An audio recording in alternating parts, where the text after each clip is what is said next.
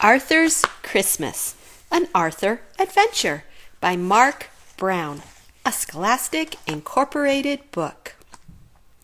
Arthur and D.W. had been in the drugstore a long time. For heaven's sakes, D.W. said, this store is full of presents. Pick one and let's go. It has to be just right, said Arthur. I want Santa to like it. Well, hurry up, said D.W. I want to get home and see if Grandma's there and how many presents she brought me. At home, D.W. added 10 more things she wanted to her Christmas list and copied it over in red pencil. Arthur and D.W. cheered when they heard the car in the driveway. Grandma, are there presents in there for me? Asked D.W. Grandma, do you think Santa would like new mittens or gloves? Asked Arthur. Whatever happened to hello? I'm glad to see you, asked Grandma Thora. After dinner, everyone relaxed. Look, said D.W., I teached Killer a trick. Taught, said Grandma. You taught Killer a trick. But D.W. didn't hear. She had seen something on television to add to her list. Arthur, what's the matter? Asked Grandma. I haven't found the right gift for Santa, said Arthur. Only 2 shopping days left, reminded D.W. The next day, Arthur, D.W., and their friends went shopping. Killer went too. Arthur searched the entire store and still couldn't find the perfect gift for Santa. What's the big problem? Asked D.W. I can see 100 things I want. Let's go tell Santa. Santa, what would you like for Christmas? Asked Arthur. Ho, ho, ho, laughed Santa. You just leave the giving to me.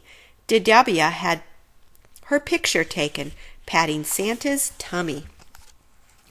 Buster was next. Santa, be careful coming down the chimney at our house. My parents always forget to put out the fire. Ho, ho, ho, said Santa. Don't worry. I'll use the front door. Then it was Francine's turn. Have you been a good little girl? Asked Santa. Oh, yes, smiled Francine. I'm always good. Always? Asked Santa. Afterward, Buster treated them all to ice cream. Arthur could hardly finish his root beer float. He had only one more shopping day.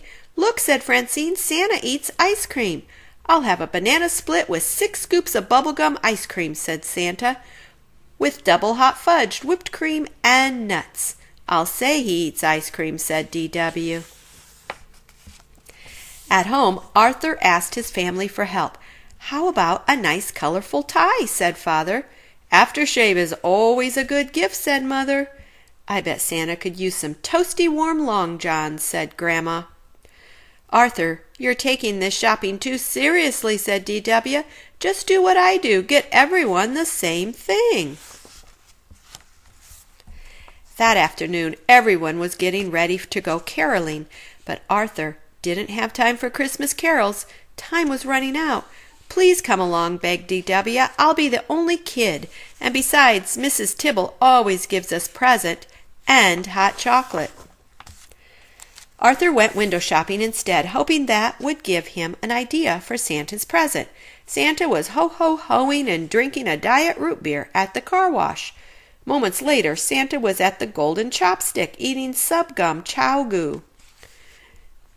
Santa must have run to the deli at the corner of North and Main. The waitress shouted Santa's order to the cook. Catch a fish, hit it with rye, and put a pair of shoes on it. Santa sure eats a lot, thought Arthur. Finally, Arthur went home. He hadn't seen a single thing in any of the store windows he thought Santa would like. Santa was on TV eating Piper's pickled peppers. That's it, said Arthur. He started making his list. Arthur counted his money. D.W., he said in his sweetest voice. Okay, how much do you need? Asked D.W., but only if you promise to stop being such a grouch. The next morning, Arthur gave D.W. half of his list. He took the other half. D.W. had to keep Killer out of the kitchen while Arthur made Santa's present. What's all that noise? Asked Father. Arthur is making a mess, reported D.W. The kitchen door opened and Arthur sneezed. Mom, how many cups of pepper in pickled peppers? He asked. Maybe I should help, said Mother. No, please, said Arthur. I want to make Santa's present myself. Just tell me how many sticks of gum in subgum chow goo. "Poor Santa," said D.W. Hours later, Arthur whistled while he set the table for Santa. "What's that?" asked Father. "Pickled peppers, a hot fudge sundae on bubble gum ice cream, and subgum chowgoo.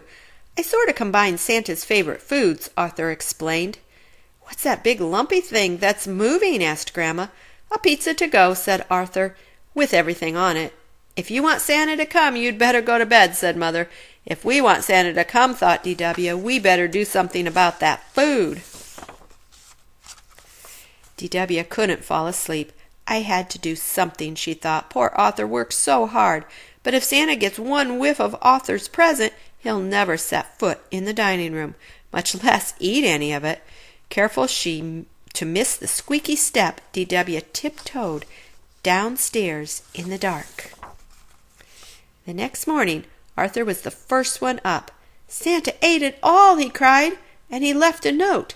"Dear Arthur, you were so nice to take the time to find out my favorite foods to make them. Thank you. You also teached me about the Christmas spirit. Love, Santa. P.S. Aren't you lucky to have such a nice little sister?"